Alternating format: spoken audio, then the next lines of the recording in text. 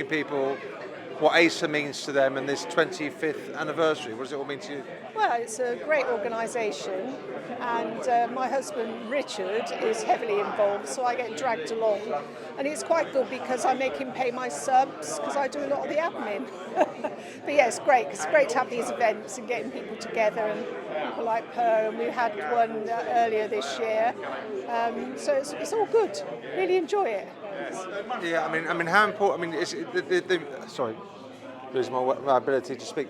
It seems to me that the link between the supporters and the club, maybe when AISA started, there was quite a gap, but it seems to be now that it's closer than it has been for a long time. Yes, and I think it's helpful that a lot of us live, not everybody, but a lot live nearby. So if the club's got something going on, they can make a call and someone can go there and meet with them. And it's obviously get that input from the supporters. So, and they do listen. So it's very helpful. Yeah. And you can see how much they think of AISA by sending along a legend like Per Mertesacker tonight. Have you had a chance to have a word with him? I've just given him a drink. He wanted water. So it's a different culture now, isn't it? 10 pints, like we had. Who did we have last year? Did you come to the Highbury Barn? No, I didn't. Oh, right, yeah, and it was all the drinking culture then, so probably best not to name them, but best not to name them. Lovely, thanks very much.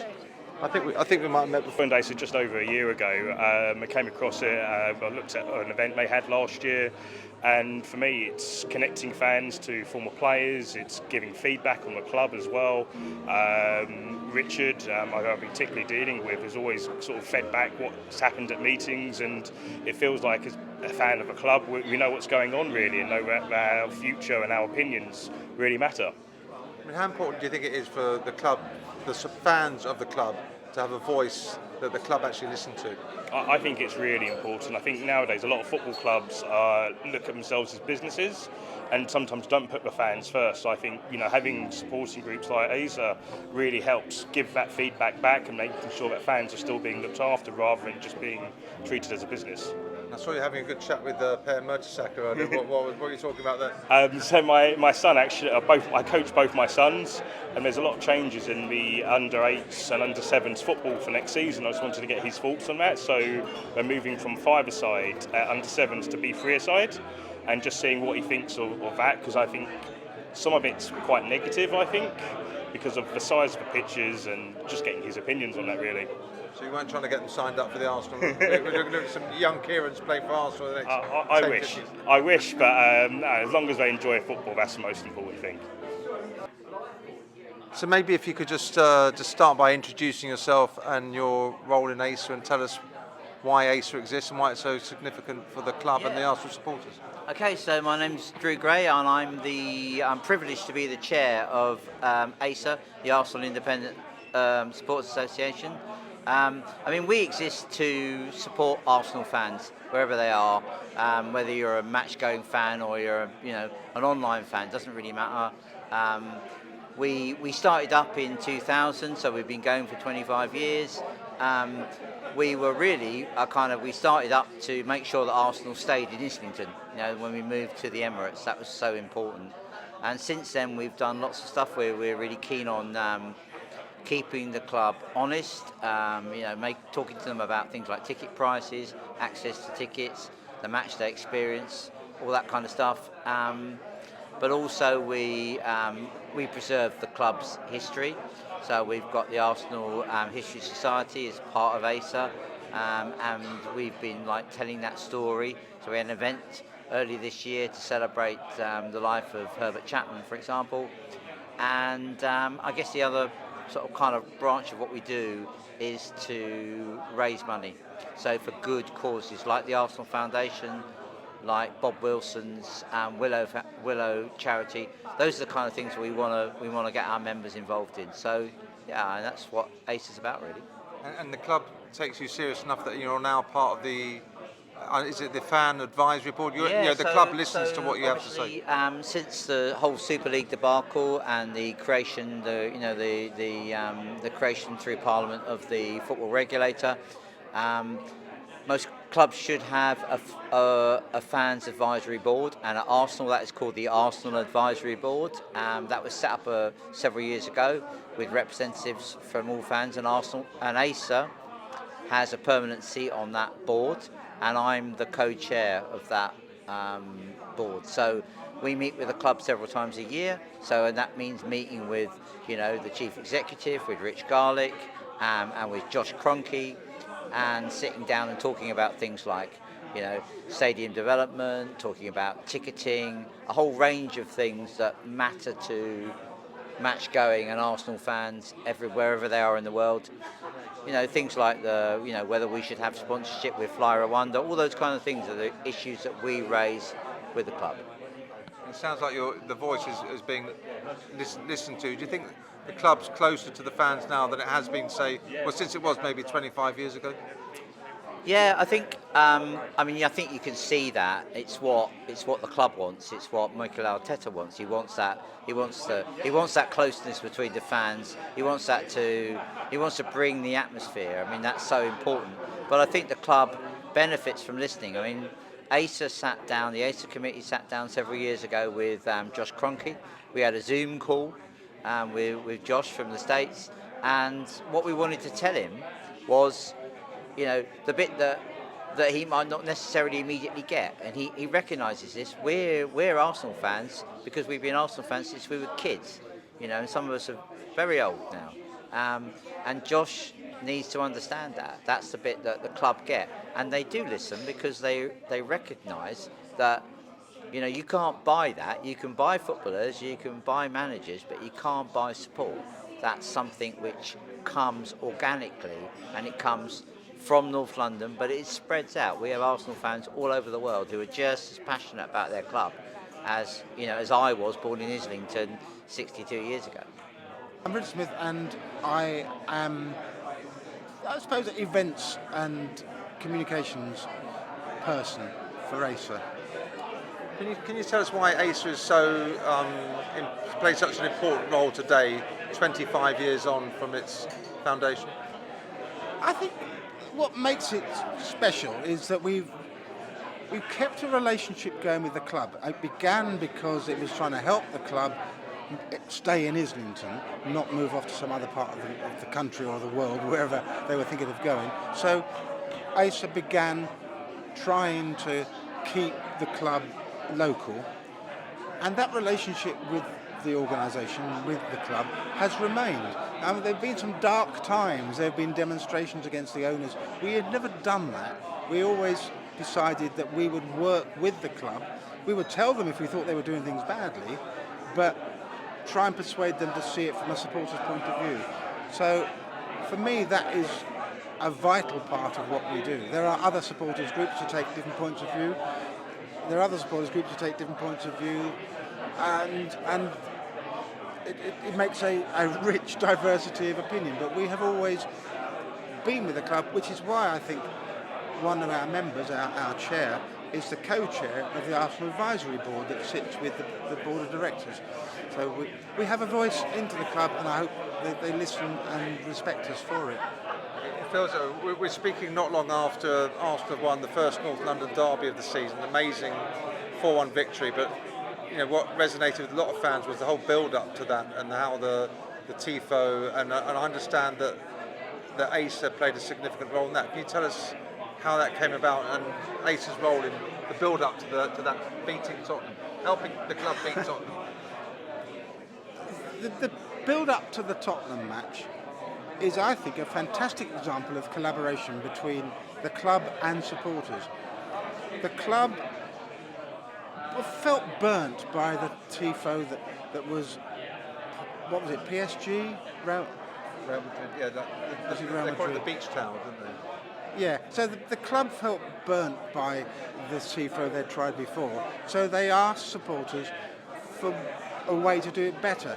So different supporters groups got together, and the club joined in, and we were able to discuss what could we have, what would work, what would make sure we were not offending our opponents. We didn't really want to do that, respecting our opponents, but on the other hand, build up an atmosphere that would create noise in the stadium, which has been a big issue for the club. They've been worried about the fact that there's not been enough atmosphere around the start of matches. So they wanted to build up the atmosphere before the match, which could then buoy the players and help them do what they actually did and tear the opposition apart. So it was a great example of collaboration. We talked about designs, we talked about different things that could be done.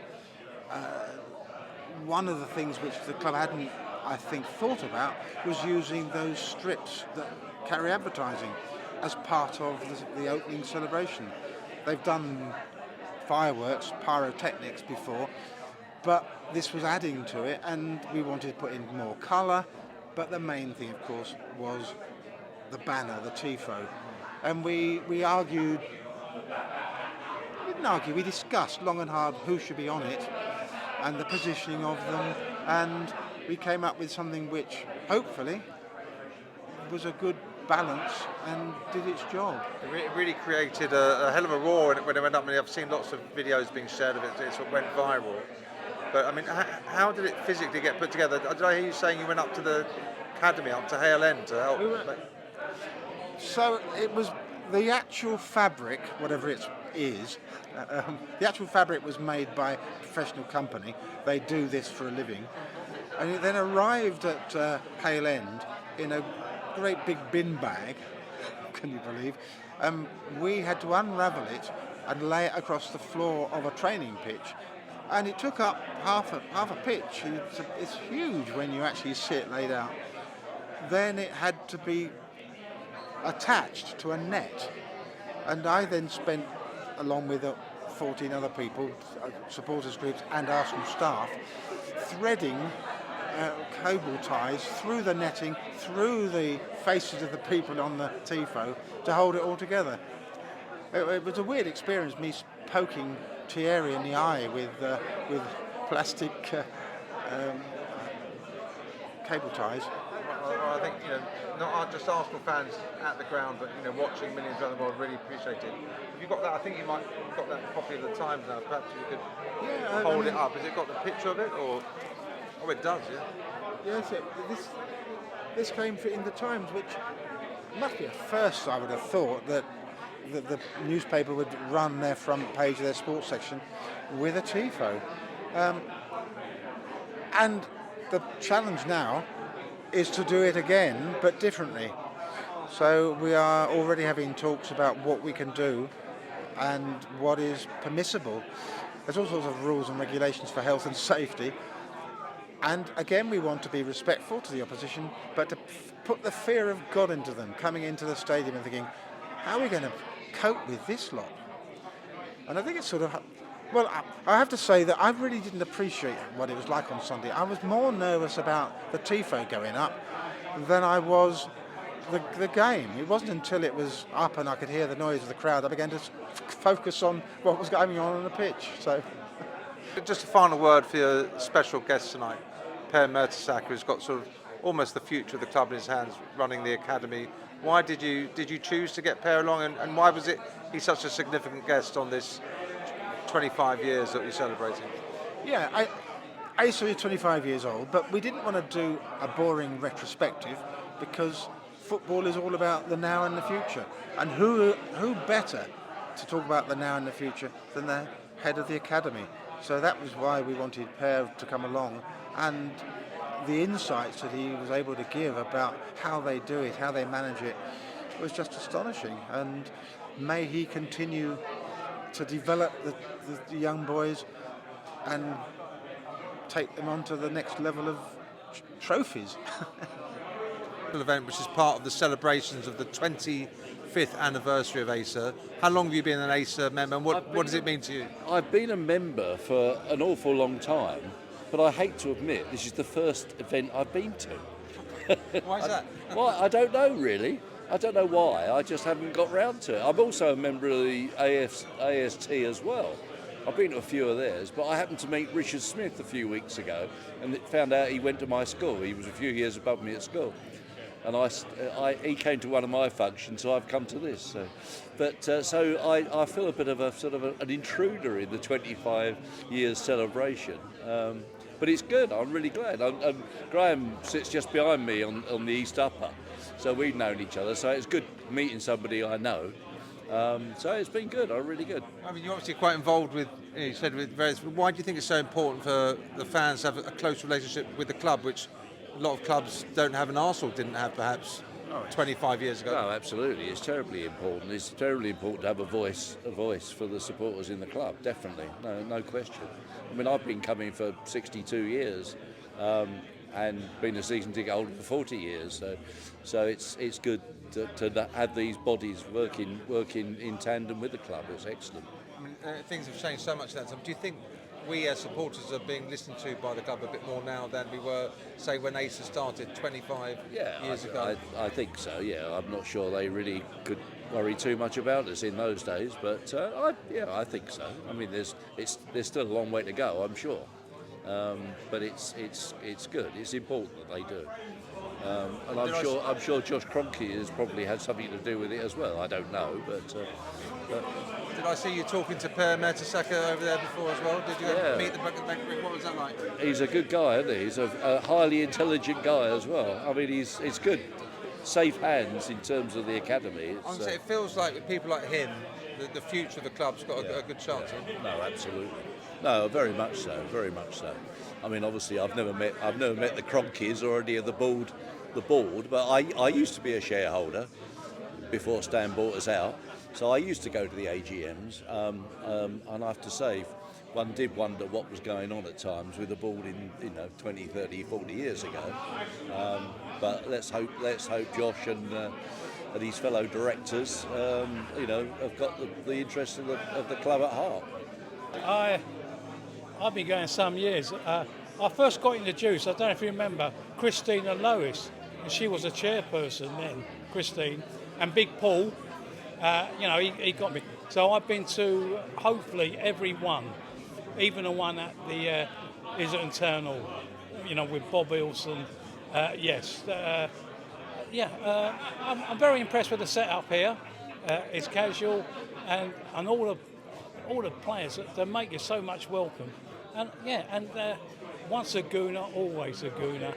And it's a great calamity. It's a great atmosphere. Great. I'm impressed. It's quite an achievement to run something like this for 25 years. Can you see it going for another 25? What's the future, do you think? Easy, yeah. I'm a life member now anyway, no hesitation. When these do come through, I think they're excellent. And, I like the setup. It's only the last couple of years that I live just up the road, that there was a cinema here. I couldn't believe it last year. But I'm impressed. It's a very just up the Stroud Green side, just up the road. That's great. Sanford Hill line. There you go, nice one. Just finally, how are you feeling about the season? Still early days, but the last two seasons we didn't have the squad. We got critical injuries in the wrong time. But now we've gone through this dodgy play, all the injuries. The players are starting to come back. Games in hand. I'm very confident. And we just heard what Per Mertesacker said about building a squad for 10 years, what was it, for Germany to win the World Cup? Yeah, that's what I'm saying. It's you can see the team now. Arteta now, if he doesn't win it this year, he'll be gone. I'm sorry to say, but the vibes are there. It's good. Yeah. U2B, Gooner.